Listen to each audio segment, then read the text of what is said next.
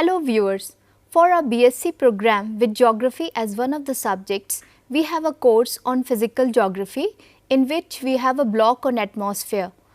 Prior to studying atmosphere, you must have gone through the previous blocks on geotectonics and lithosphere. So now you are aware of the processes that have led to the origin of Earth, internal structure of Earth, and the processes that keep changing the face of Earth every moment and have changed in the past also. In this block, we are starting with atmosphere, and the first unit in atmosphere is composition and structure of atmosphere. So, after viewing this video program, you should be able to describe the composition of the atmosphere, list the distinguishing features of different layers of atmosphere, correlate temperature changes in different layers of atmosphere, identify homosphere and heterosphere, and also explain the term climatology and differentiate between weather and climate. So, what is atmosphere? Atmosphere is a gaseous envelope surrounding the Earth's surface and contains several gases as well as minute suspended solid and liquid particles, which are also called aerosols. These are held by the Earth's force of gravity and support life. There are some important points which you should remember, like 97% of the total mass of atmosphere is concentrated only up to 25 kilometers altitude. Now, what is altitude? Altitude is the height of any object from the mean sea level, which is also called base level or zero level. Now, 50% of the total mass of atmosphere lies only about 5.5 kilometers of altitude. Nitrogen and oxygen are the two major constituent gases which make up 99% of air.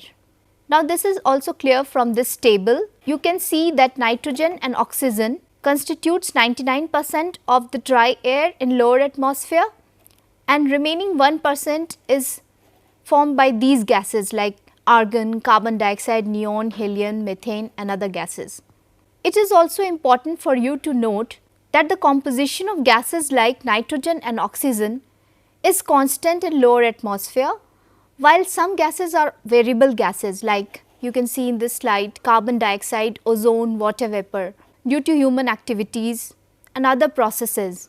Like carbon dioxide has changed from 0.033% by volume to 0.038% by volume of dry air. Ozone has also increased near the surface. This is because various gases that emanate from factories and automobiles react with the sun and form ozone near the ground, and this acts as a pollutant near the ground surface. However, ozone at higher levels of atmosphere like in stratosphere acts as a protective shield from the harmful ultraviolet rays of the sun, but it is a pollutant in the lower atmosphere. Now, there are also particulate matter like dry soil, sea salts, volcanic ash, pollen, seeds, spores, etc. Depending on the places where they are found, these form particulate matter, which you must have read in newspapers also, like SPM, suspended particulate matter is rising, and are a core cause of many respiratory diseases in human beings these days. Now, let us study the vertical structure of atmosphere. There are two types of classification based on the temperature, and the other one is based on the chemical composition. Now, based on temperature differences, our atmosphere is divided into following layers like troposphere, stratosphere, mesosphere, thermosphere and exosphere. These layers are arranged as concentric shells around the Earth. Now, let us study the following figure. You can see the troposphere starts just near the ground surface and extends from the ground surface to an altitude of about 8 to 18 kilometers. This variation in the height of troposphere is due to a number of reasons. One is the rotation of Earth, which causes equatorial bulge and polar flattening. Because of this equatorial bulge, the height of troposphere is greater along the equatorial regions and it decreases as one moves from equator towards the poles. There is also seasonal variation in the height of troposphere. During the summer season, the height of troposphere increases because warm air expands obviously, and during the winter season the height of troposphere decreases. So, this is due to the variation of temperature.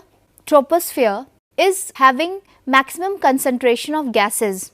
So, all convective currents take place in this region, and this is the reason for the weather phenomena also, like formation of clouds, thunder, lightning, thunderstorms, etc. all take place in this region. This sphere is also characterized by normal lapse rate because temperature decreases at the rate of about 6.5 degrees centigrade per kilometer. So, as we go up in this sphere, temperature decreases, and at the top it attains a temperature of about -50 to -60 degrees Celsius. Troposphere is separated by stratosphere through a very small zone which is called tropopause. Now, troposphere is a region where there is mixing of gases, and tropopause is the region where the mixing stops. So, next layer is stratosphere. It extends to about 50 kilometers altitude, and this sphere is characterized by very low vertical movements of air in the lower part. That is the reason why pilots prefer to fly their jets in this sphere, because there is minimum turbulence in this region. Now, we also have ozone layer in the stratosphere. As I have already mentioned, ozone acts as a protective shield for the harmful ultraviolet rays of the sun. Due to human activities, there is a hole created in the ozone layer. Now, due to ozone, the temperature increases in the stratosphere, and at the top it attains a temperature of about 0 degree Celsius. Now, after stratopause, which is again the transitional zone between stratosphere and mesosphere, we have mesosphere layer, which extends up to about 80 kilometers altitude. And you can see that meteor is also seen in this layer. This is because any extraterrestrial matter or particle which enters our atmosphere faces friction in this layer, because the upper layer, which is the thermosphere, is having very less density of air molecules. So, whatever friction received by the particles or extraterrestrial matter, it is in the mesosphere. So, any external particle burns in this layer and forms meteor. Mesosphere is also characterized by noctilucent clouds, which is the highest altitude clouds in the atmosphere. Then comes thermosphere, which extends from about 80 kilometers to about 500 kilometers altitude, and the lower layer of thermosphere is also called ionosphere. This is because the particles becomes ionized due to the reaction from the sun's rays. And this layer is having several layers which you will read in the text, like D, E, F, G, several layers which reflect medium and high frequency waves and are important in the transmission of radio and television. So, these layers are important, and since they are near to the sun, the temperature again starts increasing in the thermospheric layer, and at the top it reaches about 2000 degrees centigrade. But this temperature cannot be recorded in the thermometer. This is because there is very low density of air in this region, so it can't be felt, but this temperature is due to higher kinetic energy of the molecules in this region. Now, in this figure you can also see we have mentioned homosphere, which extends from the ground surface to about 80 kilometers altitude, and after 80 kilometer altitude we have heterosphere. That means the composition of gases vary in this layer.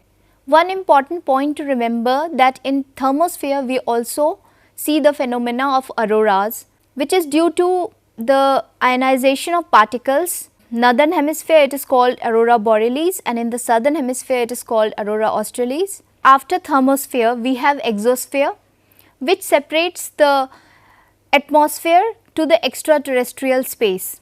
And now let us study the atmosphere according to chemical composition. You have already studied in the previous slide also that Composition of gases is almost constant in the homospheric region, which extends up to 80 kilometers altitude, and beyond 80 kilometers we have heterosphere, in which the composition of gases are arranged as per molecular weight. Like around 80 kilometers in the lower part, we have nitrogen, then atomic oxygen, and then helium and hydrogen layers. Hydrogen being the lightest forms the uppermost part. Now let us become acquainted with climatology. So what is climatology? Climatology is the study of atmospheric conditions of different parts of the earth over a long temporal duration. Now let us quickly go through the 6 subdivisions of climatology. They are regional climatology, synoptic climatology, physical climatology, dynamic climatology, applied climatology, and historical climatology.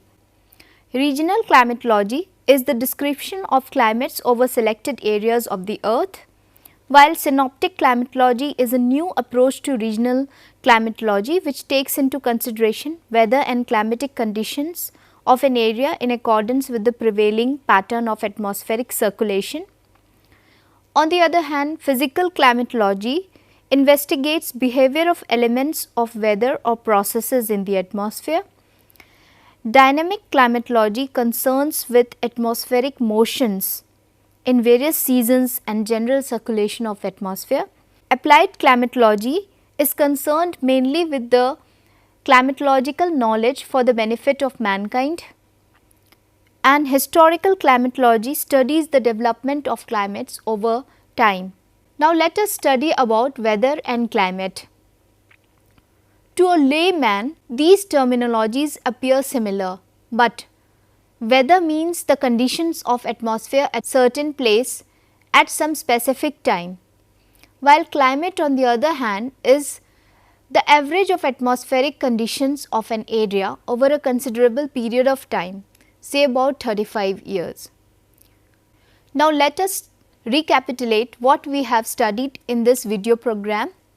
First, we have studied the definition of atmosphere, then we studied about the composition of atmosphere, and then we studied the different layers of atmosphere, vertical layers indeed, on the basis of temperature differences and on the basis of chemical composition of different layers. We have also dealt with climatology and different subdivisions of climatology in brief. You are also now aware of difference between weather and climate. Now I would request you to go through the text, and in case you again have any difficulty, you can always contact me at satyaraj@ignou.ac.in.